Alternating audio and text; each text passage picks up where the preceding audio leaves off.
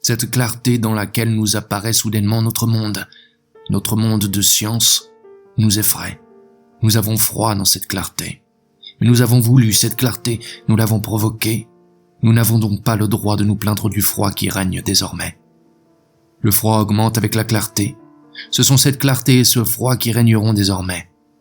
La science de la nature sera pour nous une clarté supérieure et un froid beaucoup plus sévère encore que ce que nous pouvons nous imaginer. Tout sera clair, d'une clarté de plus en plus haute et de plus en plus profonde, et tout sera froid, d'un froid de plus en plus effroyable.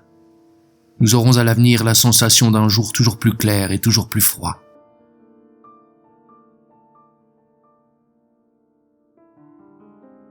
Ce que nous fuyons, nous le savons bien, est en nous.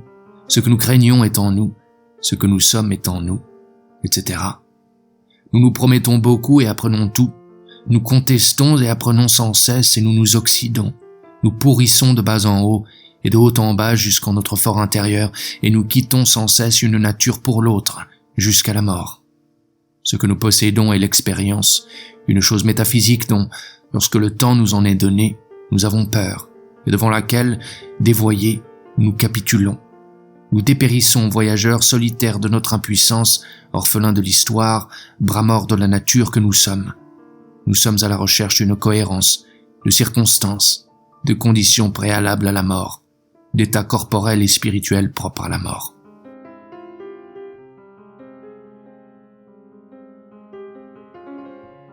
Les mots, ce que par déréliction nous triturons dans notre esprit, ces mots par milliers et centaines de milliers, usés jusqu'à la corde, qui se dévoilent à nous, en toute langue et en toute circonstance, en tant qu'infâme mensonge par leur infâme vérité, et réciproquement en tant qu'infâme vérité par leur infâme mensonge, ces mots que nous osons dire et écrire et qu'en tant que paroles nous osons passer sous silence, les mots qui ne consistent en rien et ne servent à rien et sont condamnés au néant, comme nous le savons mais cherchons à le cacher, ces mots auxquels nous nous raccrochons parce que notre impuissance nous rend fous et que notre folie nous désespère, ces mots ne font que contaminer et ignorer, brouiller et aggraver, embarrasser et falsifier et mutiler et assombrir et enténébrer. Dans les bouches et sur le papier, ils ne font qu'abuser à travers ceux qui en abusent. Ce qui caractérise les mots et leurs abuseurs, c'est leur impudence.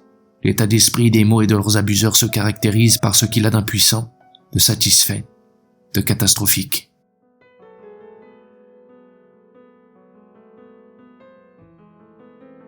Il n'arrive rien, et puis il arrive quelque chose. C'est un jeu de hasard. On est comme un joueur qui espère toujours gagner. Il prend une multitude de billets à la loterie. Et quand il en a acheté 60 tout à coup, il gagne 30 francs. Alors il a de nouveau le sentiment qu'il doit continuer, même s'il tombe ensuite sur 100 billets perdants. Il espère toujours gagner le gros lot. C'est peut-être seulement la vie, n'est-ce pas? Et on ne le sait qu'après coup, que c'était cela le gros lot. Le jeu est une duperie.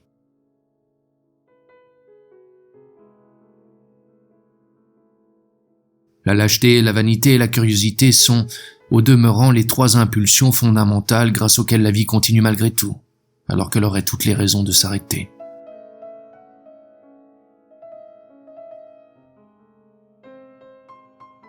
Tous les êtres, c'est ma conviction, portent en eux de façon rigoureusement égale le poids de l'humanité entière. Seule diffère la manière dont ils en viennent à bout.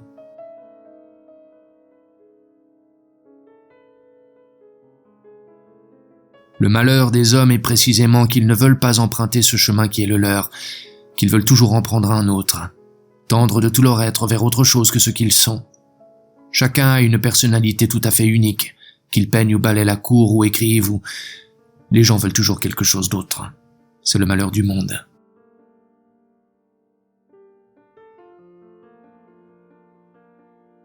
On vit jusqu'à ce qu'on meure, et en attendant pas mal de choses se passent.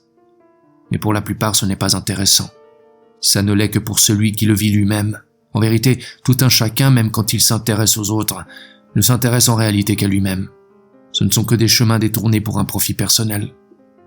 L'être humain ne fait que ce dont il croit que ça pourra le faire avancer d'une façon ou d'une autre, le maintenir dans le coup.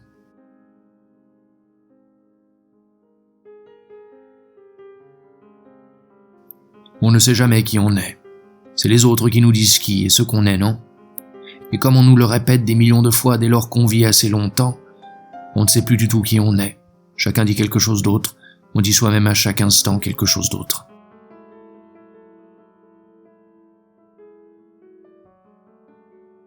Ce n'est pas tant qu'on veuille à tout prix continuer à vivre, mais on ne veut pas non plus se tirer une balle dans la tête ou se pendre. On trouve ça vil et peu appétissant. Alors on n'a plus que les livres. Ils se jettent sur vous avec toutes les horreurs qu'ils peuvent contenir, mais vers l'extérieur, on fait semblant de continuer à vivre comme si de rien n'était, parce que sinon on se ferait dévorer par notre entourage, qui se tient sans cesse à l'affût de nos faiblesses. Si on en dévoile, on est exploité jusqu'à l'os et noyé dans l'hypocrisie. L'hypocrisie prend alors le nom de compassion. C'est le meilleur terme pour exprimer l'hypocrisie.